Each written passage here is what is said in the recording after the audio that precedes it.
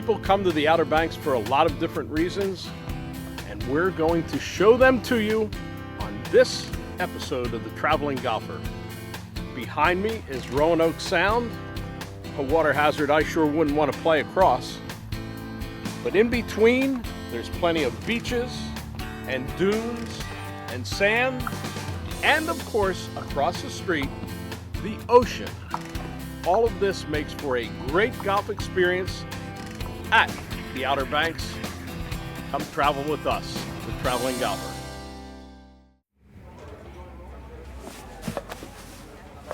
If you find yourself doing strange things to keep your light beer from getting lost in the crowd, it's time to rethink your light beer. 99 calories, 100% authentic lager. The light beer that stands out in a crowd. Yuengling Light Lager from America's oldest brewery. Rethink your light beer.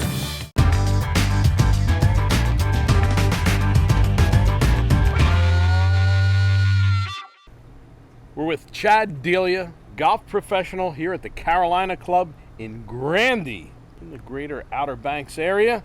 Chad, tell us a little bit about the Carolina Club. It's on the mainland. Correct. Most of the golf courses down in our area are going to be on the island side. Don't get too many storms in between the Sound and the ocean, but it's not too bad of an area for sure.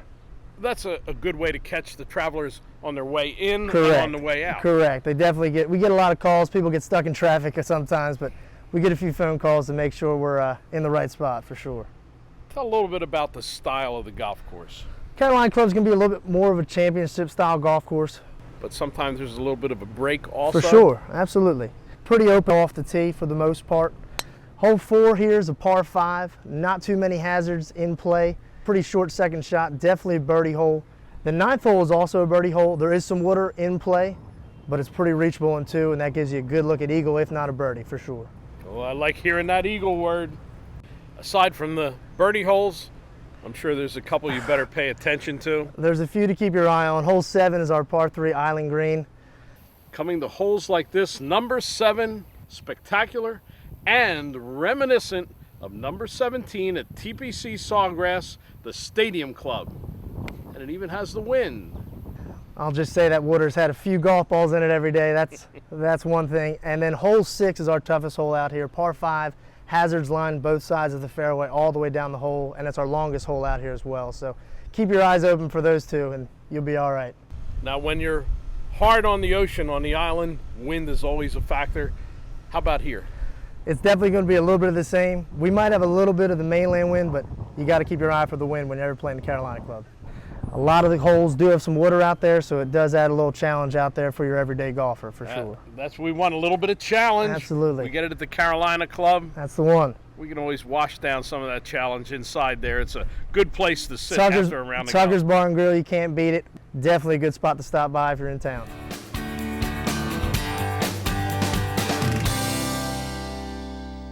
We're with Corey Schneider, Director of Instruction at the Pointe on the Outer Banks, designed by Russell Breeden, who has done a lot of work in the Carolinas. Yes, sir.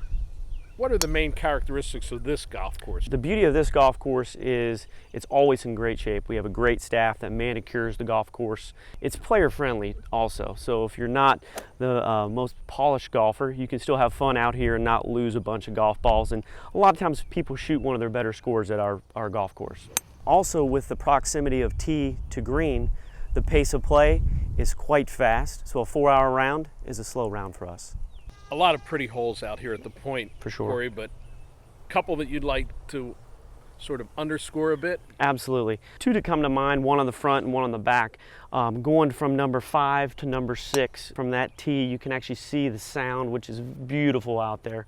Also on the back 9, you get to hole 16, you get to drive across a bridge, hit over a pond. It's got a nice little backdrop there. There's a lot of great holes, but those 2 I always like to highlight with our guests. Corey, the fact that the Pointe is located on the mainland. Sure. And it's playable. Mm-hmm. Pretty good course to start your trip to the Outer Banks? It is. It's always a nice one to kind of get you warmed up, especially those players that don't play every week. there's some space between the fairway and the trees, which is nice. Not only here, but our sister course, the Carolina Club, which is just 10 minutes north. You're not going to go on an Easter egg hunt looking for your golf ball out here, which is nice. And we even trim the tree branches so where you can get underneath and still knock your golf ball out. So it's a nice little touch that we have here. And talking about good condition, the greens are really good for a good reason. The greens are A1 bent grasses, which is actually the same grass that you would see at Augusta National. They roll great, so it kind of takes an excuse away from you because they're always rolling good. So if you miss a putt, it's a lot of times the golfer's fault, that's for sure. Great conditions, A1 bent grass, a little bit of Augusta right here at the Outer Banks.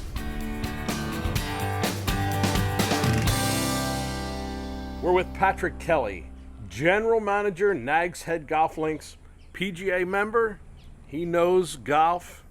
He knows that golfers like to come and play a true links golf course, and Nags Head had a special rating, didn't it? Yes, recently we were rated in the top 10 golf courses in America by Links Magazine online for a links style golf course. Tell us a little bit of the history of Nags Head Golf Links and how it came to have national and international recognition. Well, the course was developed in the late 80s here on a tract of land that's right along the Roanoke Sound. You can see the beautiful views of over to Manteo, to the historic waterfront over there. And with the beach just across the street. Correct. Too. The beach is not much more than a half a mile across the street. So we're on a narrow strip of land here. Sandy soil, so it lended itself to a link-style golf course. Target course off the tee. Greens have some generous area for approach shots. Some of the natural grasses you would see in a links golf course, some of the beach grasses grow out here, so it makes it, gives that feel of a links-style golf course for sure. It's not a long course, so it's not going to overpower a lot of people, but you better be pretty accurate when you play. Exactly. The golf course is just over 6,000 yards at its longest, and it definitely requires accuracy over distance. If you play smartly to the middle of the fairways, you'll have middle irons to low irons into the greens all day, and that can help you score well. What about the special challenges that present the superintendent to keep a golf course in as great a shape as this course is all the time, right this close to the water? Yeah, we struggle with storms. The sound here has salt content in the water, so we get overwash, and that's not very good for our Bermuda grass. It'll burn the Bermuda grass, but he works hard. He's got a great staff to keep the golf course in the condition that it's in. Now, Patrick, we caught a very atypical day here at Nags Head Golf Links. Pretty calm. Yeah, this is very unusual to have a flagstick lay limp without any breeze on it. Typically this time of year you'll see a southwest wind blowing across the golf course, making club selection very difficult. If you've never played the golf course before, there are some blind shots, some areas you have to lay up off the tee, and then just a few rounds under your belt out here so you understand the way the golf course plays, and then it becomes a very scoreable golf course. Now, this course is managed by Club Corp, a national management company. Correct. Advantages? Yeah, we manage this golf course here on the Outer Banks at Nags Head Golf Links. We also manage the Coord-Currituck Club in Corolla.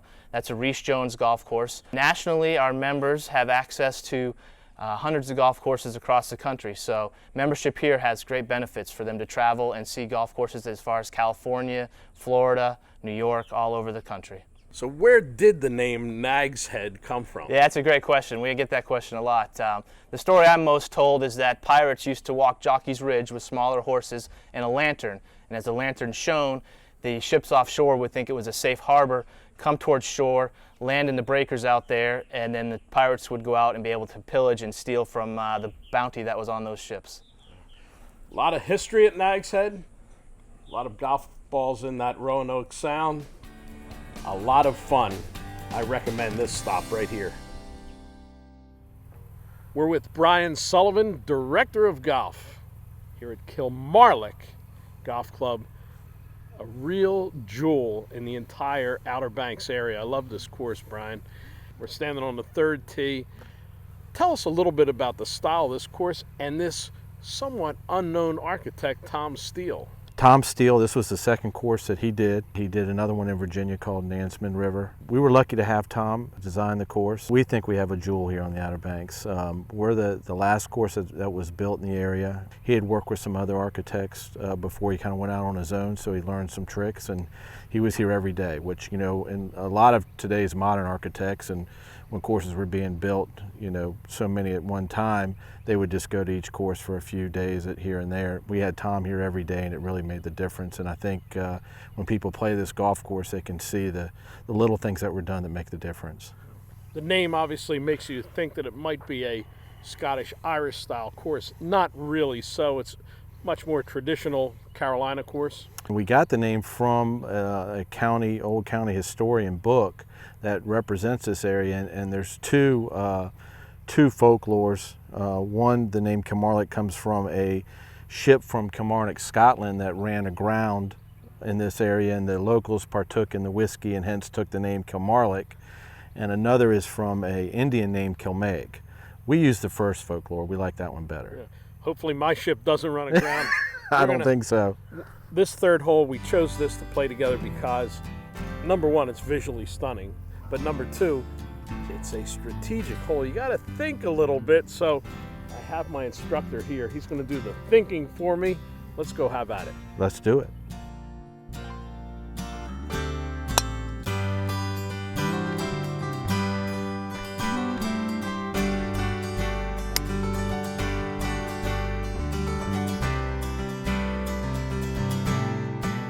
Shot distance from Golf Buddy, when accuracy matters.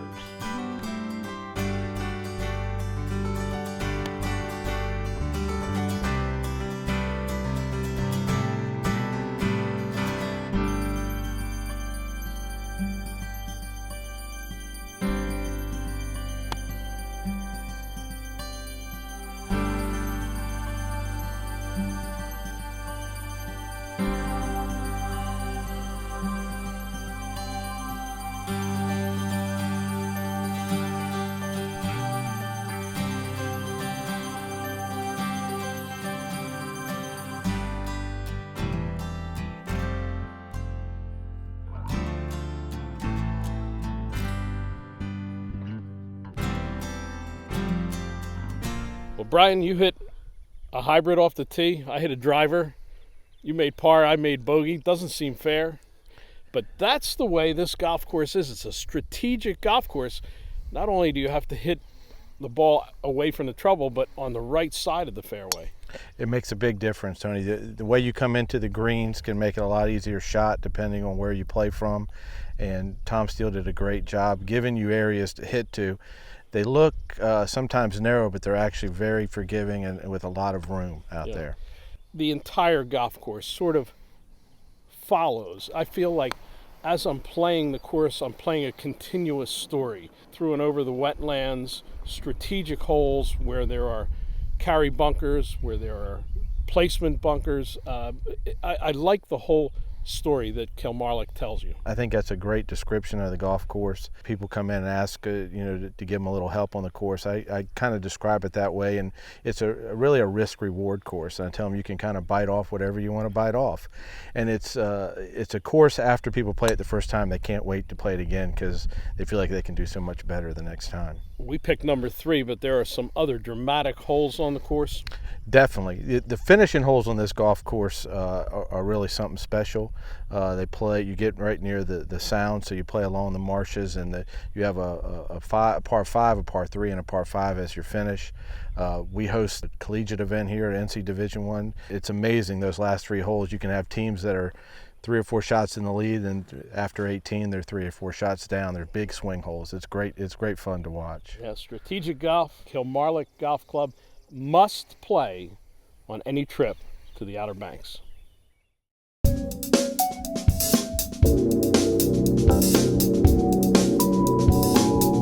This is our new E8 adjustable driver, engineered to produce an easy launching, higher trajectory. The E8 is our most forgiving driver yet, and it's long. The center of gravity is moved closer and lower to the face for faster ball speed. The power grid on the sole increases spring-like effect for even longer drives.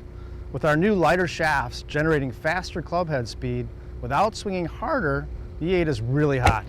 It's simple. Faster ball speed means more distance. That's the Exotics E8 adjustable driver.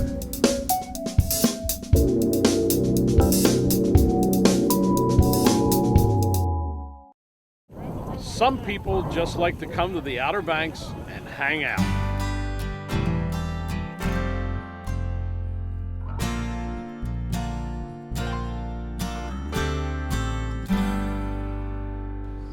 Aaron Toole, Public Relations Manager for the Outer Banks Visitors Bureau, 130 miles.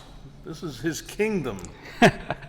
A lot of different attractions for people all across this long stretch of North Carolina coast. The Cape Hatteras National Seashore, which is the largest tract of undeveloped beaches on the East Coast that you can access by car along NC 12 highway. And most of our islands are less than a mile wide, so you're always close to the water, which lends itself to some really great golf, which we're sort of here exploring. Seafood, that's a big part of this area. Yeah. I saw all the fishing boats. They bring it in, yeah. We consume it. Over 100 locally owned restaurants that you can't find anywhere else on the East Coast. Some really great chefs with a lot of talent. And you know, our vacationers sort of demand that. They're from all over the United States, all over the world. What other development in human history has affected modern travel more than the invention and the development of the airplane? And you can visit Kitty Hawk, Kill Devil Hill's Wright Brother National Memorial, and actually walk the flight line where the Wright brothers took off and landed 4 times on December 17th, 1903. There's a museum there. We have the tallest sand dunes on the East Coast at Jockey's Ridge State Park. It's a free state park. You can learn how to hang glide there. The family vacation means a lot of different activities. They can be as simple as miniature golf all the way up to a deep sea fishing expedition. That's right, Tony. And we got things to do. We got laser tag. There's 3 national parks, a state park, and 2 wildlife refuges. It's developed where about 80% of our accommodations come from that vacation rental industry. So we have several dozen hotels.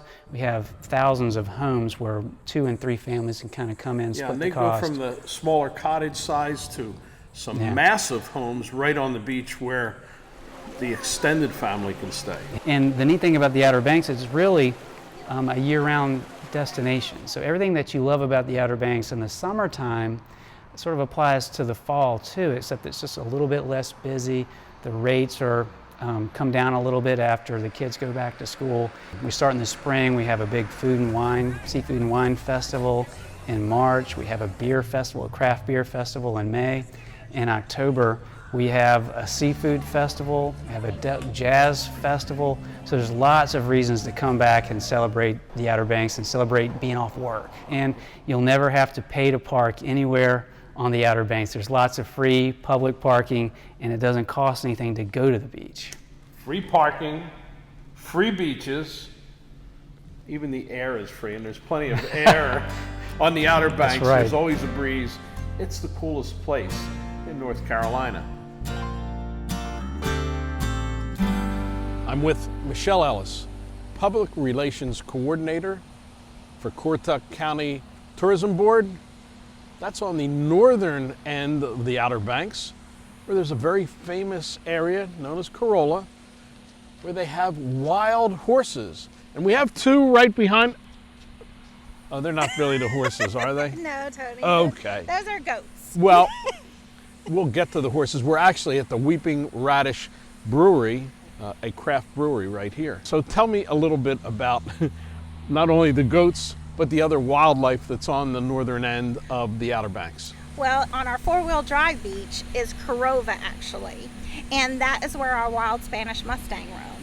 And those horses have been there for about 500 years. They came over with the Spaniards, the ships crashed on the coast, the horses have actually acclimated themselves to our area, and they're one of our iconic treasures for our county. And there's a couple of historic items that we should talk about. We do. We have our historic Corolla Lighthouse, 214 steps to the top, views that are unspeakable. The Whalehead, which is actually a historic house that you can tour, and at one time it was a hunting lodge. There's a special center in Corolla for wildlife education. There is. It's called the Outer Banks Center for Wildlife Education. They actually hold free classes on a daily basis, and it's to educate not only the children from ages 3 up, to also adults. Kayaking, how to crab. Most children haven't been crabbing in their life. The other thing is, though, there is some shopping up in that area. There is. We've got a place called Historic Corolla Village, shops, there's outdoor activities. We have the Wild Horse Museum is actually in Historic Corolla Village. For something different, try the north end of the Outer Banks.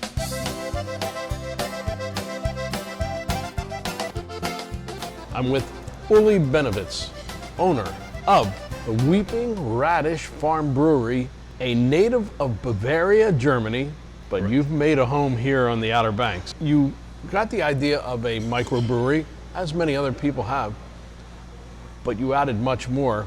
We're in front of the meat case here. Farm to Fork Restaurant. We started with a microbrewery in 1986, which was long before microbrewing was in. And then we added in 2000 the whole component of an organic farm, a butchery, and do the whole farm and fork concept all in one go. So we actually bought a van, and now every restaurant on the Outer Banks that gets delivered on the same van, fresh beer, fresh brats, for every restaurant on the Outer Banks. Beer and brats delivery. What an idea. If I give you my address at home, maybe the truck can make a little stop one time? I'm sure we can. All right. Uli BENNEWITZ at the Weeping Radish Farm Brewery.